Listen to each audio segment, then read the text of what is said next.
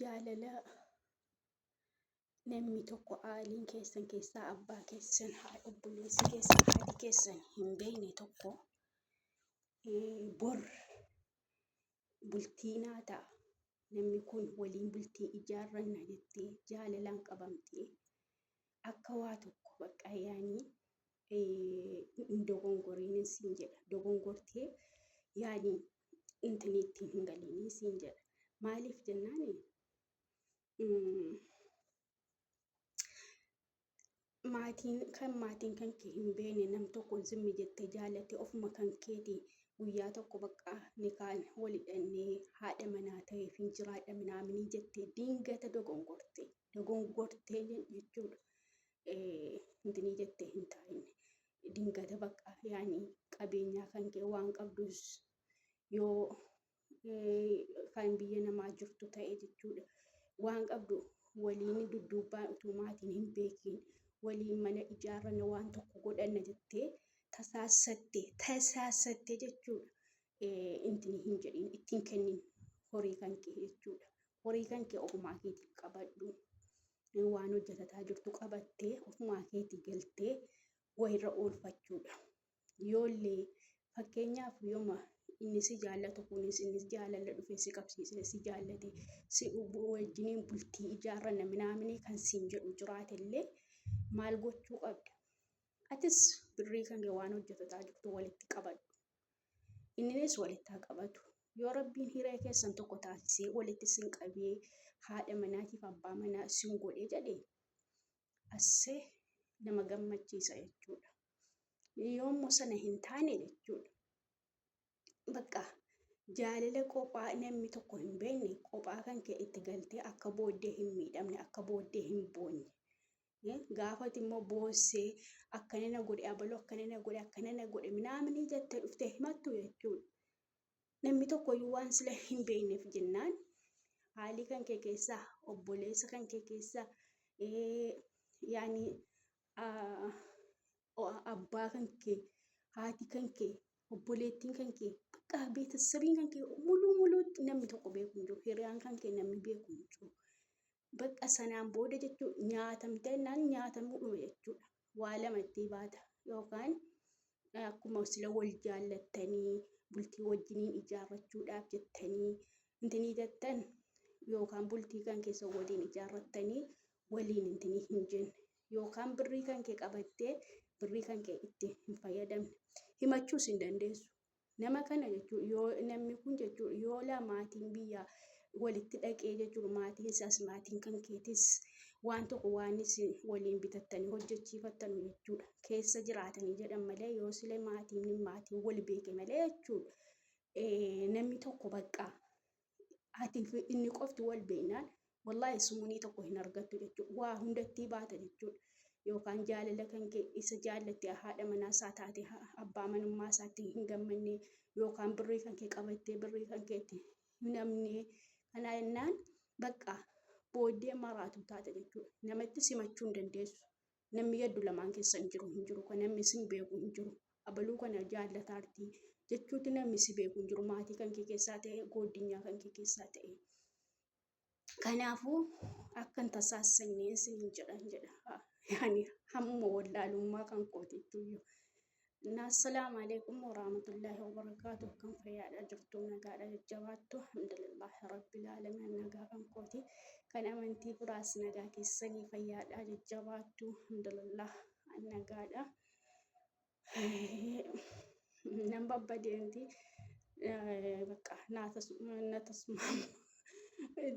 bakka yaani nata macha'uu dide jechuudha. Maaliif jennaan jarri gizee jarri mana keessa jijjiiranu nan tamacha'u jechuudha.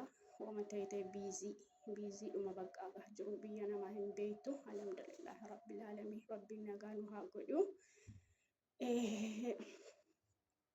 Annaa akkasii laayikii sabskiraayibii gochuu didaara jirtu hundi ilaaltanii hanga macarrashaas ilaalaan jirtanu dhiifamaa wajjini hanga macarrashaas ilaalaati laayikii sheerii sabskiraayibii sinaa godhaa na jajjabeessaa hanga macarrashaatti waan tokko keessaa hinuma argattu siniin jedha hanga macarrashaatti yoo dhaggeeffattanii jettan sheeriis gootanii laayikis gootanii maal gootan inuma argattu isaanii.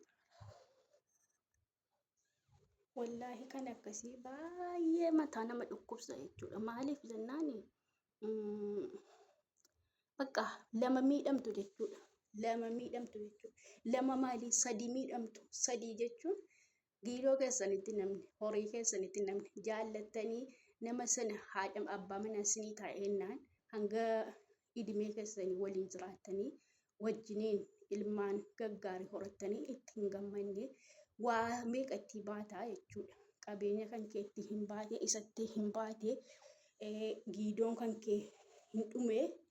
Kanaafuu dingatan jedhaman akka yoo dhugaatii kan namni si jaallatu dhufee bultiidhaan si barbaade onlaayiniis ta'ee egaa yaani hireen egaa bakkuma barbaade nama geessaa hiree yaani egaa wama rabbumatu beeka jechuudha. Bakka itti nama qabu isumatu beeka malee abbaan maraxatee maal jedhee sintini jechuu hin danda'u. Kanaafuu jennaani yaani maaluma bakka dingata namni tokko dhufee amalli isaa kun kan sitti tolu yoo ta'e yoo inni godinyoota qabaate maatii qabaate maatii isaa keessaa gaafattee bartii yaani nama isatti dhidhiyaatu jechuudha. Amala isaa kana bartee bultii kana waliin ijaarrachuudhaaf intini jettanii bakka amalli isaa sitti tolee innis dhugaatti gizee sana yookaan dhugaadhumaaf yaani egaa namni nu dhuguma jenna malee soba hin jennu. Namni tokko dhufee bakka waan akkanaati jennaan yookaan dhuguma bakka yaani akkanaan firii taatee jiraatte jechuudha. Bakka yaani eenyuun jechuudha gizee kamiyyuu bultii ijaarratee bakka jiraachuu barbaade miti. Kanaafuu amma bakka yoo amalli isaa sitti tolee dhugaatti inni sin fuudha minaamini jedhee jechuudha. Amala isaa dudduubaan godinyoota isaa yoo obbolaa qabaate obbolaa isaa silkii obbolaa waan arge qoradhu harkaa fudhadhu amala isaas barii yoo bakka bultii kana waliin ijaarranna minaamini kan ta'u yoo ta'e jechuudha.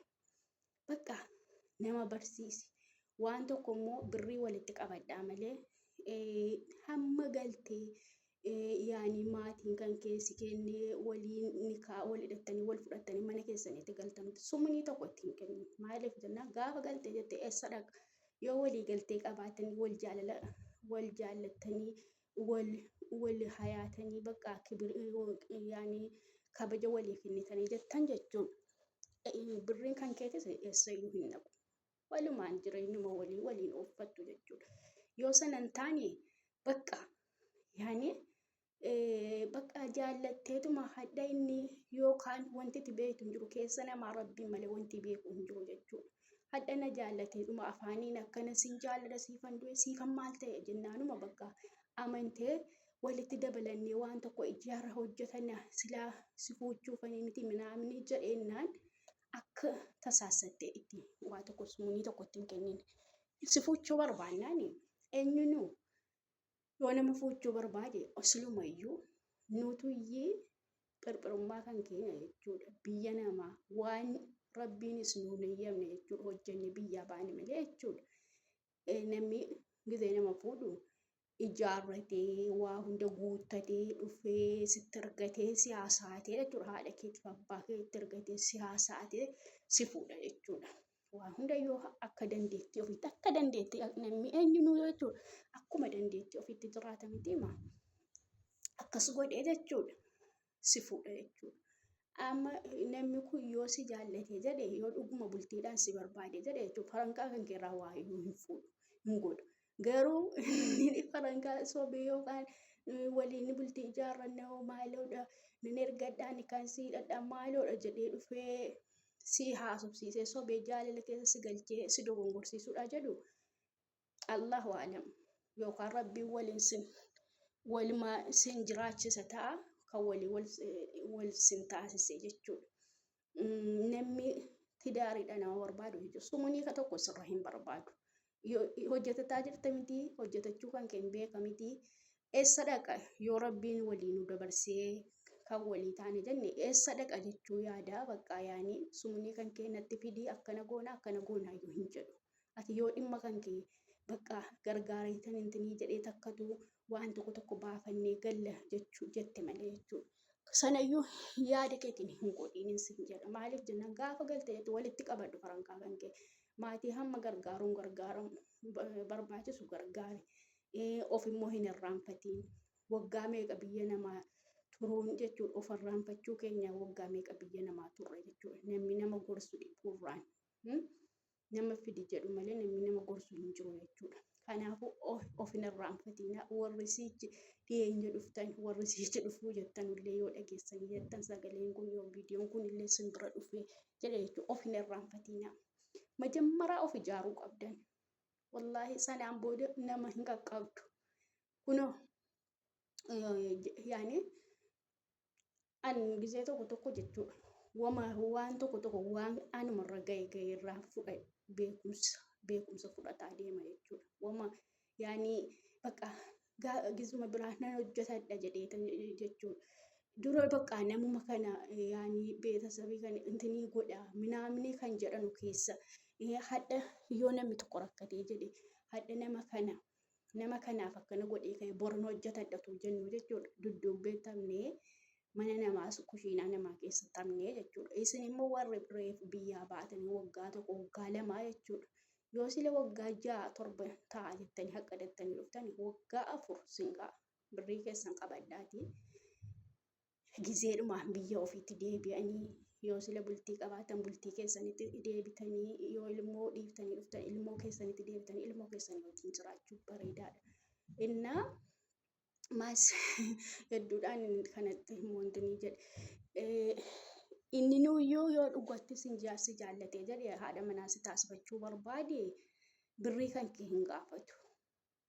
Kan birrii kan kee immoo si gaafatee bakka yookaan ni kuma siidhatee jechuudha. Onlaayinumaan si barii ni kaasiidhatee namni tokko yaani ni kaayidhatame yoo fedhe egaa namni tokko hin beeka yoo wanti qabdu si deebi'ee sigaa yoo rabbiin haqqiin yaani egaa haqqiidha jedhamee namni qixxeedhumattuu gantinii jedhee si deebisiise hin deebi'a. Garuu isa utumaatiin tokko namni tokko hin beekin wal jaallatanii boru bultiidhuma waliin ijaarranna jettanii qabeenyaa kan kee ittiin kennee waan qabdu ittiin kennee birrii kan kee walitti qabadhu yoo rabbi waliin sin dabarsee jedhe bakka kan keessan lammanuuyyuu gaafa galtanii kan walii taatanii jettan kan keessanumaa siniin jedha. Yoon dogongoreef dhiifama siniin jedha. Laayikii, sheerii, sabskraayibii naa godhaa na jajjabeessaa siniin jedha. Inshaallah viidiyoo biraatiin hangan deebi'utti assalaamu alaikum warahmatullaahi wabarakaatuh. Magariina isaanii waan ba'eef turuu hin dandeenye nagaatti siniin jedha. Sinan jaalladha.